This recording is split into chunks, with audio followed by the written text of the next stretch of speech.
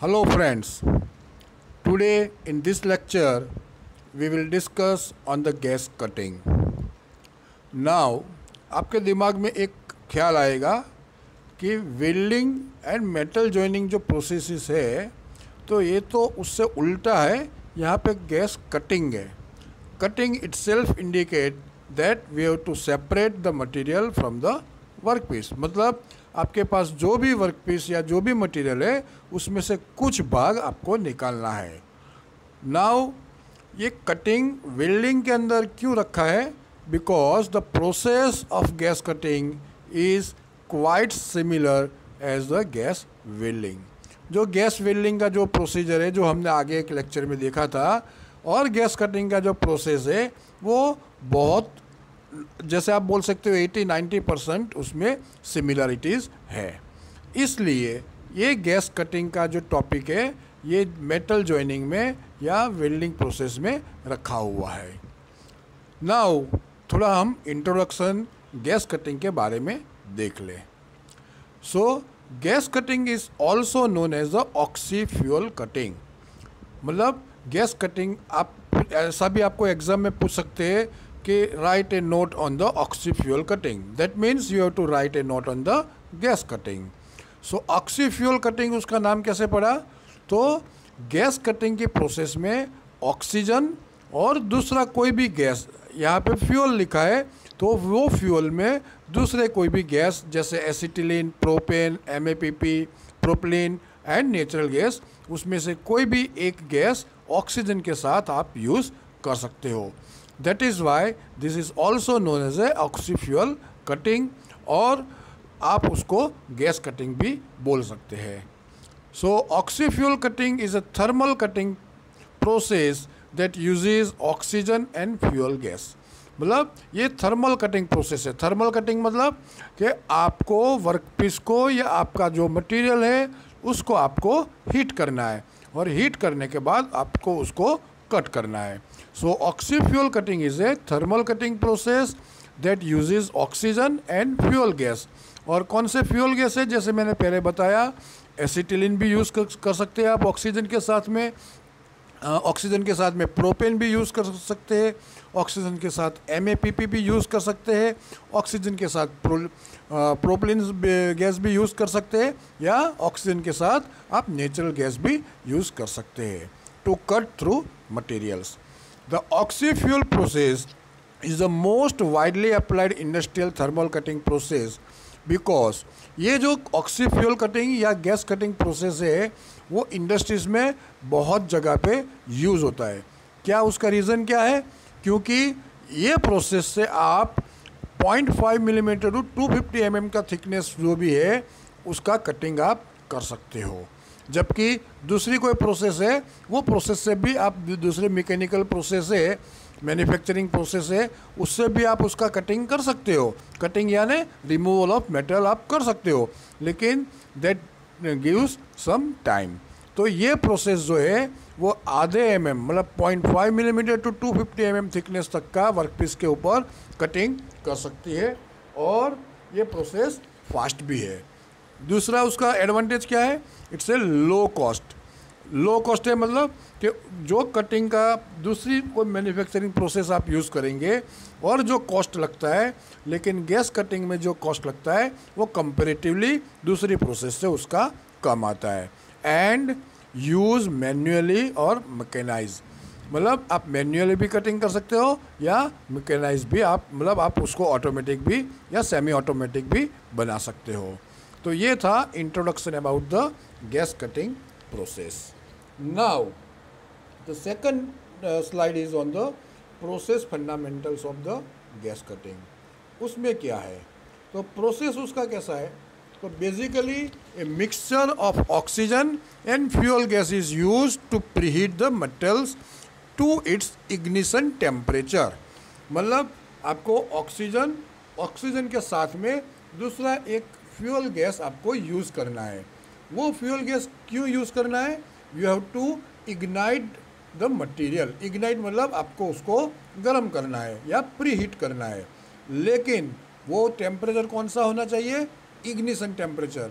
Ignition temperature माने कि वो टेम्परेचर पे मेटल मेल्ट नहीं होता है, उसका लिक्विड फॉर्म में ट्रांसफ़र नहीं होता है, लेकिन वो ब्राइट रेड हॉट लगता है आपको। जैसे मान लो कि अभी जैसे स्मिदी सॉप होता है, तो स्मिदी सॉप में आप क्या करते हो, तो स्मिदी सॉप में सेम होता है, you have to heat the material up to its ignition temperature. Ignition मतलब मेल्टिंग होने से पहले जो वो रेड हॉट बनता है, ब्राइट रेड कलर आता है, वो कलर आए तब तक आपको उसको हीट करना है।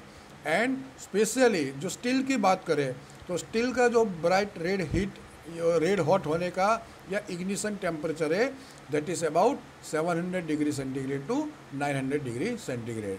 तो ये प्रोसेस कैसा हुआ, तो सबसे पहले आपको जो भी मटेरियल है या आपका वर्क पीस है, you have to heat it up to ignition temperature. Ignition temperature माने कि मेल्टिंग टेम्परेचर से पहले वाला टेम्परेचर, वहाँ पे वो मटेरियल ब्राइट रेड कलर में होता है, but well below its melting point. A jet of pure oxygen is then directed into the preheated area. बराबर, तो ये जब मटेरियल आपका हीट हो जाए up to ignition temperature, after that you have to apply a jet of oxygen. यहाँ पे मतलब पहला का जो प्रीहीट किया उसमें आपने कौन सा गैस किया यूज़, तो उसमें आपने ऑक्सीजन और कोई भी फ्यूल गैस, मान लें कि एसिटिलीन, प्रोपेन, प्रोपिलीन, MAPP या नेचुरल गैस आपने यूज़ किया था। ये किस लिए यूज़ किया था, प्रीहीट करने के लिए या उसको इग्नाइट करने के लिए। लेकिन जब वो इग्नाइट हो जाए उसके बाद में आपको क्या करना है, उसके बाद में आपको ऑक्सीजन गैस का जेट, मतलब हाई प्रेशर से ऑक्सीजन उसको उसके ऊपर फोर्स से आपको अप्लाई करना है।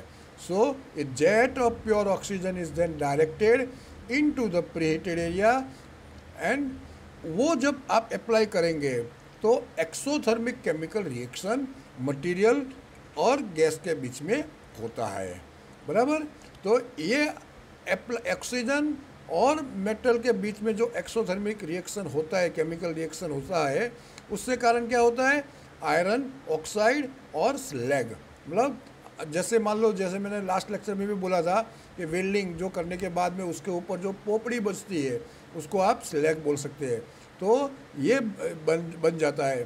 The oxygen jet blows away the slag enabling the jet to pierce through the material and continue to cut through the material. ये होने के बाद में अगर आपका ऑक्सीजन, आपने जेट उसका कंटिन्यू रखा है, देन वो क्या करता है, वो हाई प्रेशर से जाता है और वो वहाँ पे पियर्स मतलब छेद कर देता है। पियर्सिंग ऑपरेशन जैसे होता है ना, पियर्सिंग ऑपरेशन में क्या करता है कि जो जैसे मान लो आप लेडीज़ जो कान में बुट्टी पहनती है, तो वो बुट्टी पहनने के लिए जो कान में छेद करता है, that operation is also known as a piercing operation. तो जब ये ऑक्सीजन का जेट आप उसके ऊपर अप्लाई करते हैं हाई प्रेशर से, तो उसमें वो पियर्सिंग हो जाता है, and then after you have to continue that oxygen pressure and to continue the cut the material. तो ये था process fundamentals of the gas cutting.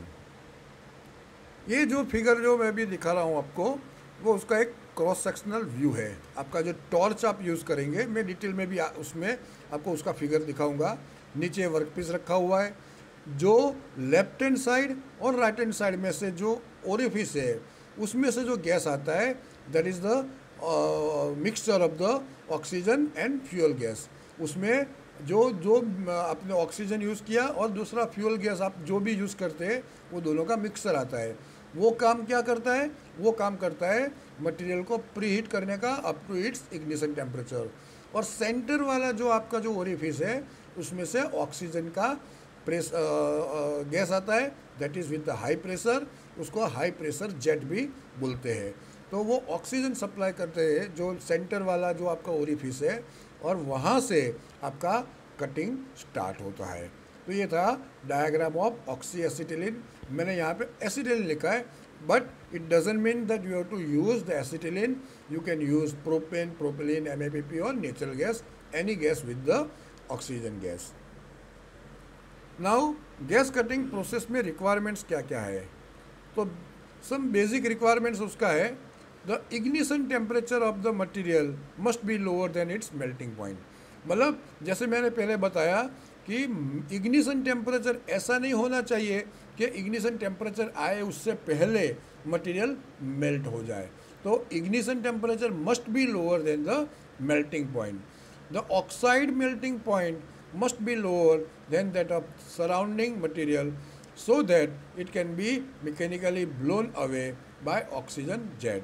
जो ऑक्साइड का जो फिल्म जो बनता है उसका भी मेल्टिंग पॉइंट वो बहुत कम होना चाहिए, so that you can remove that material with the oxygen jet. नहीं तो आपको उसके ऊपर वो निकालने के लिए दूसरा कुछ मशीनिंग ऑपरेशन करना पड़ता है। The oxidation reaction between the oxygen jet and the metal must be sufficient to maintain the ignition temperature। so ये जो ऑक्सीडेशन रिएक्शन जो होता है मेटल और ऑक्सीजन के बीच में, वो क्यों होता है? आप मेटल के ऊपर ऑक्सीजन हाई प्रेशर से अप्लाई करते हैं इसलिए।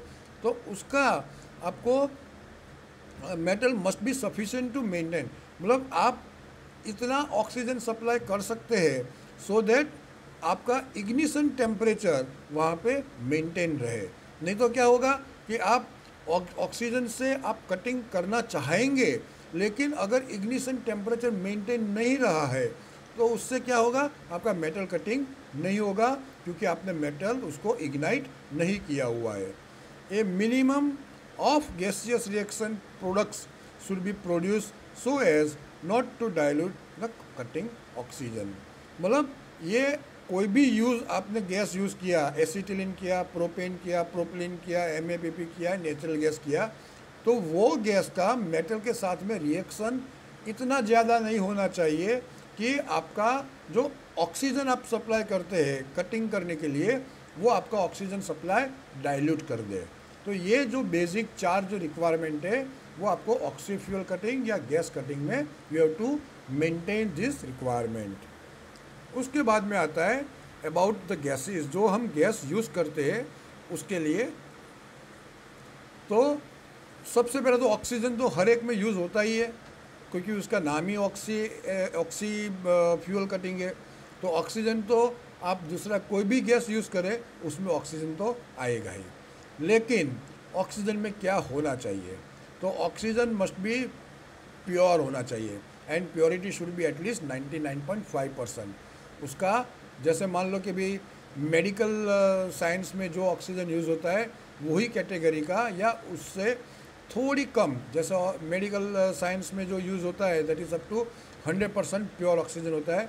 यहाँ पे 100 से 99.5 तक का ऑक्सीजन की प्योरिटी होनी चाहिए। The cutting speed and cut edge quality are primarily determined by purity of the oxygen. अगर आपका ऑक्सीजन प्योर नहीं है तो आपका कटिंग स्पीड, कटिंग एज, उसकी क्वालिटी वो इतनी अच्छी नहीं आएगी। सो आपकी कटिंग स्पीड कम हो जाएगी तो आपका कटिंग का टाइम बढ़ जाएगा। सो ऑक्सीजन प्योर होने का रीज़न ये है। This nozzle design plays a significant role in protecting the oxygen stream from air and entertainment. So आपका नोज़ल का डिज़ाइन भी ऐसा होना चाहिए सो दैट आपका जो भी जेट आता है वो एकदम फोकस हो। नहीं तो अगर वो फोकस नहीं है तो जहाँ पे आपको ऑक्सीजन का जेट आपको अप्लाई करना है वो वहाँ पे तो होगा लेकिन वो डाइल्यूट होके होगा।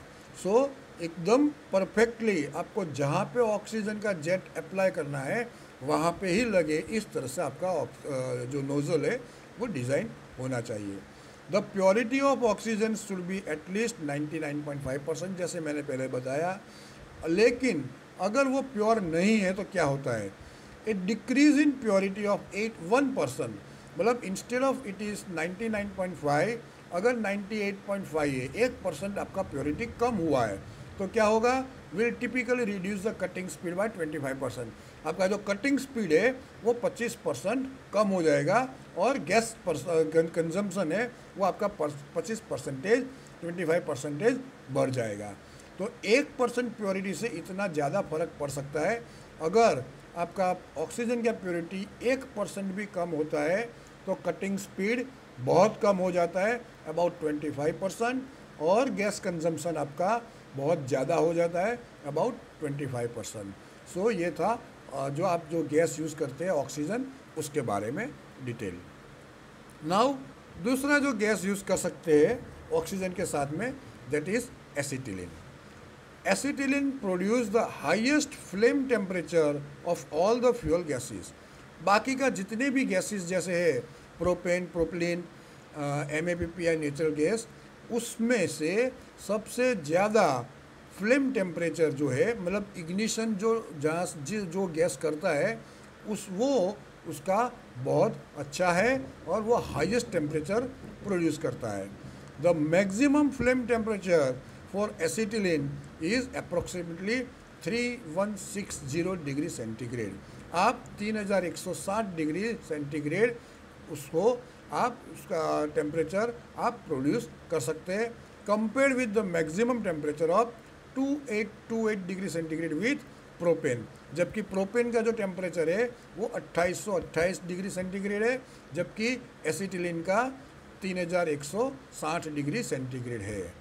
The hotter flame produces more rapid piercing of the material with the pierce time being typically 1/3 that produced with propane। मतलब प्रोपेन अगर आप यूज़ करते हैं ऑक्सीजन के साथ में, तो जो कटिंग टाइम है उससे 1/3 टाइम आप एसिटिलीन गैस यूज़ करके आप कर सकते हो। मतलब अगर कोई मटेरियल को कट करने में आप प्रोपेन गैस यूज़ किया और 3 घंटा लगता है, तो एसिटिलीन यूज़ करने से वही काम आप 2 घंटे में कर सकते हैं। द हायर फ्लेम स्पीड, मतलब उसका फ्लेम स्पीड कितना है 7.5 metre per second compare to 3.3 metre per second for propane. उसका फ्लेम स्पीड है वो भी ज़्यादा है, करीबन डबल से भी ज़्यादा है। प्रोपेन का कितना है 3.3 मीटर पर सेकंड, जबकि एसिटिलीन का 7.4 मीटर पर सेकंड है। And the higher calorific value of the primary flame, मतलब जो प्राइमरी फ्लेम मतलब जो इनर कोर, जो हमने वो गैस वेल्डिंग में देखा था 3 टाइप की जो फ्लेम होती है का उसमें जो 2 कोन था, इनर कोन और आउटर कोन। तो इनर कोन का जो टेम्परेचर है उसमें कैलोरीफिक वैल्यू उसकी ज़्यादा होती है। वो कितनी होती है, करीबन 18,890 kilo joule per metre cube, compare with 10,433 kilo joule per metre cube of propane. So propane का जो गैस यूज़ करेंगे और उसमें जो इनर कोन जो होता है उसकी जो कैलोरीफिक वैल्यू है उससे करीबन डबल कैलोरीफिक वैल्यू इनर कोन की एसिटिलीन गैस की है। प्रोड्यूसेस ए मोर इंटेंस फ्लेम, उसके कारण क्या होता है, जो आप फ्लेम बनती है वो बहुत इंटेंस, मतलब एकदम टारगेट ओरिएंटेड। इंटेंस मतलब जहाँ पे आपको वो करना है वहाँ पे ही वो फ्लेम जाएगी और उसका आपको जो इग्नाइट टेम्परेचर लाने का जो टाइम है वो बहुत कम हो जाता है। So acetylene is the best gas with oxygen for the gas cutting process. और majority in industry they are using oxygen and acetylene for the gas cutting work. ये जो मैंने उसका नोज़ल का आपको एक क्रॉस सेक्शन दिखाया है और उसका जो फ्लेम बनता है वो फ्लेम जो होता है वो एकदम मोर फोकस फ्लेम है, बराबर। जो ये जो नोज़ल जो सामने जो राइट हैंड साइड में जो पिक्चर दिखाया है उसमें जो ये एसिटिलीन गैस कहाँ से आता है, जो बाकी का जो 6 सेंटर वाले होल में से ऑक्सीजन आता है और बाकी का जो 6 होल है, 6 भी होता है 4 भी होता है, बराबर। तो जनरली 4 होता है। तो ये जो 6 होल होते हैं उसमें से ऑक्सीजन और एसिटिलीन या जो भी गैस आपने यूज़ किया है उसका मिक्सचर आता है। जो जो पेरीफेरी वाली जो भी होल्स है वो काम करता है इग्नाइट करने का, और सेंटर होल में से जो ऑक्सीजन आता है वो काम करता है कटिंग या पियर्सिंग करने का। दूसरा जो गैस है दैट इज़ प्रोपेन। जैसे मैंने प्रोपेन का एसिटिलीन गैस का हमने डिस्कस किया, उसमें भी मैंने लिखा था और वो वहाँ पे ये भी सेम ही है कि भाई एसिटिलीन का 3160 डिग्री सेंटीग्रेड आप ला सकते हो, जबकि प्रोपेन से आपका 2828 डिग्री सेंटीग्रेड आ सकता है। It has a greater total heat of combustion than acetylene, but the heat is generated mostly in the outer zone. उसका हीट ज़्यादा बन सकता है, लेकिन वो कहाँ पे बनता है? इनर कोन में नहीं बनता है, वो इंटेंस नहीं होता है, फोकस नहीं होता है, वो आउटर जोन में होता है। तो जो भी आपका जो जहाँ पे कटिंग करना है वो एरिया हीट तो होगा, लेकिन उसके आजू बाजू वाला एरिया भी वो ज़्यादा हीट कर देता है, क्योंकि उसका आउटर कोन जो होता है उसमें टेम्परेचर एसिटिलीन से ज़्यादा बनता है। तो जनरली आपका वर्कपीस की साइज बड़ी है वहाँ पे और ज़्यादा एरिया आपको गर्म करना है, in that case people are using propane gas. Whereas जब छोटा वर्कपीस है, फोकस उसको करना है, छोटा वर्किंग आपको कटिंग करना है, वहाँ पे एसिटिलीन गैस यूज़ होता है। The characteristics appearance of the flames for acetylene and propane are as shown in figure भी, जैसे मैंने फिगर में दिखाया था वो, और प्रोपेन में क्या होता है वो भी मैं आपको दिखाऊंगा। Where the propane flame appears to be less focus, जैसे मैंने वहाँ पे लिखा था फोकस फ्लेम है, यहाँ पे फोकस फ्लेम नहीं होती है। जैसे मैंने फिगर आपको दिखा रहा हूँ, ये उसका फिगर है, बराबर। आप उसका जो नोज़ल है वो भी आप देख सकते हैं कि नोज़ल का डिज़ाइन फोकस थोड़ा ज़्यादा बनाने के लिए वहाँ पे सर्कुलर होल्स थे, यहाँ पे स्क्वायर या रेक्टेंगल वाले होल्स होते हैं। इवन दो उसका जो फ्लेम होता है वो इतना ज़्यादा फोकस, इनर कोन वाला फोकस नहीं होता है, आउटर कोन ज़्यादा हीट करता है। Third gas is the MAPP. MAPP gas is a mixture of various hydrocarbons, principally methyl acetylene and propadiene. MAPP क्या है? तो वो हाइड्रोकार्बन जो है अलग अलग एंड उसका मिक्सचर है, and basically a mixture of methyl acetylene and propadiene. It produces a relatively hot flame. जो प्रोपेन है उससे ज़्यादा उसका होता है. कितना है? प्रोपेन का 282 डिग्री सेंटीग्रेड था, लेकिन MAPP का उसका थोड़ा 100 डिग्री उसका ज़्यादा है, करीबन 2976 डिग्री सेंटीग्रेड है. With high heat release in the primary flame. Inner cone में उसका हीट रिलीज थोड़ा ज़्यादा होता है. So and less than the, but जो एसिटिलीन का है उससे कम होता है. एसिटिलीन का कितना था कैलोरीफिक वैल्यू? 18,890, जबकि MAPP का है 15,445. लेकिन प्रोपेन जो है उससे ज़्यादा है, बराबर है. द सेकेंडरी फ्लेम मतलब outer cone also gives off a high heat release. यहाँ पे जैसे एसिटिलीन गैस करते हैं उसमें इनर कोन में हीट ज़्यादा मिलता है, और प्रोपेन में आपको आउटर हीट ज़्यादा मिलता है, आउटर कोन का हीट ज़्यादा मिलता है. लेकिन यहाँ पे the secondary flame but the higher than the propane, जो मैंने लिखा, द सेकेंडरी फ्लेम मतलब आउटर कोन है उसमें ज़्यादा होता है, बराबर. And similar to propane and natural gas, the combination of a lower flame temperature, more distributed heat source and larger gas flows compared with acetylene results in a substantially slower pierce time. As MAPP gas can be used at a higher pressure than acetylene, it can be used for underwater cutting in deep water.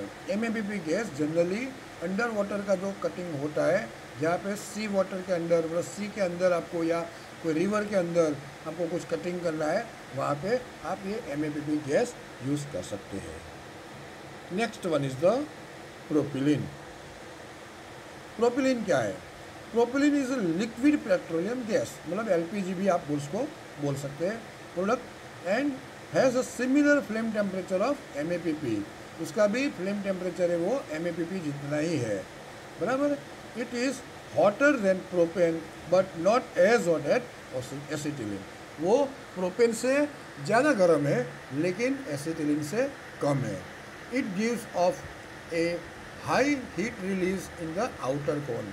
Outer cone का उसका heat release ज़्यादा होता है, but like propane it has the disadvantage of having a high stoichiometric fuel gas requirement. Oxygen to fuel gas जो ratio होता है that is जिससे 3.7 to 1 by volume है. सो ये उसका डिसएडवांटेज है. उसके बाद में आता है नेचुरल गैस. नेचुरल गैस में क्या होता है? Natural gas has the lowest flame temperature similar to propane and the lowest total heat value of the commonly used fuel gases. बराबर, तो उसका सबसे जो इनइफेक्टिव जो गैस माना जाता है that is the natural gas. क्यों? क्या? क्योंकि उसका फ्लेम टेम्परेचर सबसे कम है।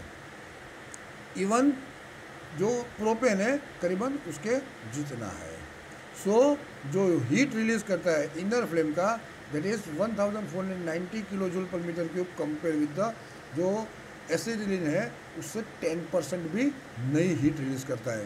सो उसमें क्या होता है, आपका इग्नाइट टेम्परेचर लाने का टाइम बढ़ जाता है और अल्टीमेटली कटिंग प्रोसेस का टाइम आपका ज़्यादा हो जाता है। तो ये था नेचुरल जो भी हम गैस यूज़ करते हैं उसके बारे में, उसका डिटेल में। नाउ ये जो गैस कटिंग प्रोसेस करना है आपको, तो उसमें आपको कौन कौन से इक्विपमेंट्स या क्या क्या चीज़ चाहिए। तो एक तो गैस कटिंग टॉर्च चाहिए, प्रेशर रेगुलेटर्स चाहिए टू रेगुलेटेड द गैस। जो अभी आप ऑक्सीजन या एसिटिलीन या प्रोपेन प्रोपिलीन नेचुरल गैस जो भी गैस यूज़ करते हैं उसका प्रेशर का रेगुलेट करने के लिए आपको उसका रेगुलेटर चाहिए। गैस सिलेंडर्स, मतलब गैस ऐसा तो नहीं है कि आप एटमॉस्फेयर से ले सकते हो। You have to store that gas in certain cylinders and that you have to use for the cutting purpose. Hose and hose fittings, hose मतलब आपको गैस आपकी बॉटल में है, गैस सिलेंडर्स में है, लेकिन आपको नोज़ल तक लाना है तो उसको आपको होस से कनेक्ट करना पड़ेगा। उसके लिए आपको होस पाइप चाहिए या उसके फिटिंग्स के लिए उसके फिटिंग्स चाहिए। गोगल एंड ग्लासेस, मतलब आप जो गैस कटिंग करेंगे तो आई की सेफ्टी के लिए आपको ये चाहिए। Gloves and apron that is for your safety. Spark lighter and spanners, मतलब गैस इनिशियली इग्नाइट करने के लिए आपको लाइटर या स्पैनर्स चाहिए।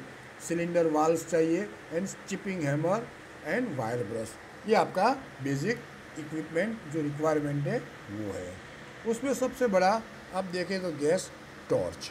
तो टॉर्च का डिज़ाइन क्या होता है, ये जैसे मैंने दिखाया है वो एक होलो ट्यूब जैसा होता है। उसमें दो सप्लाई देते हैं, एक में से ऑक्सीजन जाता है और दूसरे में से जो भी फ्यूल आप यूज़ करते हैं वो जाता है। यहाँ पे मैंने एसिटिलीन फ्यूल यूज़ करना है, इस हिसाब से यहाँ पे मैंने एसिटिलीन लिखा है, बराबर। उसका आप क्रॉस सेक्शन देखेंगे, सबसे बॉटम में एक सर्कल है, सेंटर में एक होल है। जो सेंटर वाला होल है वहाँ पे ऑक्सीजन जाता है, लेकिन वो सप्लाई कब होता है, जब आपका इग्नाइट मटेरियल हो जाता है उसके बाद में जाता है, तो वो कटिंग करता है या पियर्सिंग करता है। और जो सरकमफरेंस में मैंने 4 होल दिखाए है उसमें से आपको ऑक्सीजन और उसका जो भी उसके साथ में दूसरा गैस यूज़ करते हैं वो उसमें से सप्लाई होता है और वो काम करता है इग्नाइट करने का। ये था क्रॉस सेक्शन का। ऊपर में आप देखेंगे तो एक लीवर दिखाया है, वो लीवर आपको कब ऑपरेट करना है, जब आपका मटेरियल इग्नाइट हो जाए उसके बाद में ऑपरेट करना है। जब वो ऑपरेट करेंगे तब सेंटर वाला जो आपका जो ओरिफिस है उसमें से ऑक्सीजन गैस आएगा और वो पियर्सिंग स्टार्ट करेगा, बराबर। तो ये था जो गैस कटिंग के लिए जो कटिंग टॉर्च यूज़ करते हैं उसका रिव्यू। ये जो मैंने अभी आपको समझाया। नाउ दूसरा था प्रेशर रेगुलेटर्स। तो प्रेशर रेगुलेटर्स की ज़रूरत क्यों पड़ती है, to regulate the gas pressure. बहुत सिंपल है। गैस सिलेंडर, वो गैस सिलेंडर की ज़रूरत कब पड़ती है, you have to store the gas in that cylinder. Hose and hose fitting की ज़रूरत क्यों पड़ती है, तो आपने गैस सिलेंडर के अंदर गैस स्टोर कर दिया, लेकिन नोज़ल तक लाने के लिए आपको एक एंड आपको गैस सिलेंडर में फिट करना है और दूसरा एंड आपको नोज़ल में फिक्स करना है। तो ये दोनों के बीच में कनेक्शन करने के लिए आपको होस और होस फिटिंग की ज़रूरत पड़ती है। गोगल एंड ग्लासेस, जैसे मैंने समझाया कि आपकी आँख की सेफ्टी के लिए, क्योंकि जब आप इग्नाइट करते हैं तो वो मटेरियल रेड हॉट हो जाता है, एकदम आपके आँख को वो नुकसान कर सकता है। उसके लिए आपको गोगल्स चाहिए। और हो सकता है कि जब आप कटिंग ऑपरेशन कर रहे हो तो स्पार्क्स भी आते हैं, तो वो आपकी आँख में डैमेज ना करे, इसके लिए आपको ग्लासेस आगे रखना पड़ता है या आपको गोगल उसको पहनना पड़ता है। ग्लोव्स एंड एप्रॉन किस लिए है, क्योंकि आप गर्म एरिया में काम कर रहे हैं तो आपकी बॉडी की सेफ्टी के लिए एप्रॉन या ग्लोव्स की ज़रूरत पड़ती है। स्पार्क लाइटर एंड स्पैनर्स क्यों पड़ते हैं? तो अगर आपको स्पैनर्स की ज़रूरत क्यों पड़ती है? होस पाइप फिट करने के लिए या दूसरा कुछ आपको रेगुलेट करना है उसके लिए स्पैनर्स की ज़रूरत पड़ती है। स्पार्क लाइटर की ज़रूरत क्यों पड़ती है? कि जब आप स्टार्ट करते हो तो जो गैस आता है आपका नोज़ल के दूसरे एंड पे, तो अगर उसको आप स्पार्क करेंगे तभी वो बंद होगा, अदरवाइज़ वो बंद नहीं होगा। नाउ ये था गैस कटिंग का। अभी हम देखेंगे उसका लिमिटेशन क्या है। तो लिमिटेशन है gas cutting only successfully use when the oxidation temperature of the metal being cut is lower than the melting. जैसे मैंने वो आगे एक रिक्वायरमेंट लिखा था उसमें भी यही था कि आपका इग्निशन टेम्परेचर जो होता है वो टेम्परेचर मेल्टिंग पॉइंट से कम होना चाहिए। Therefore oxyfuel cutting is not recommended for the cast iron. ये जो ऑक्सीफ्यूल कटिंग या गैस कटिंग प्रोसेस हो वो कास्ट आयरन के लिए यूज़ नहीं कर सकते, बिकॉज कास्ट आयरन का इग्निशन टेम्परेचर है वो मेल्टिंग पॉइंट से ज़्यादा है। Another condition for the successful application of this process involves ensuring that the melting points of the oxides formed are lower than that of the base metal to be cut। मतलब ये जो आप cutting कर देते हैं तो जो cutting किया हुआ एरिया है वहाँ पे ऑक्साइड का फिल्म जमा हो जाता है, आपको उसको भी निकालना है। वो भी आप निकालने के लिए आप ये गैस का यूज़ करते हैं तो वो मेल्ट कर देनी पड़ती है। तो वो जो मेल्टिंग टेम्परेचर है वो इग्नाइट टेम्परेचर से भी कम होनी चाहिए।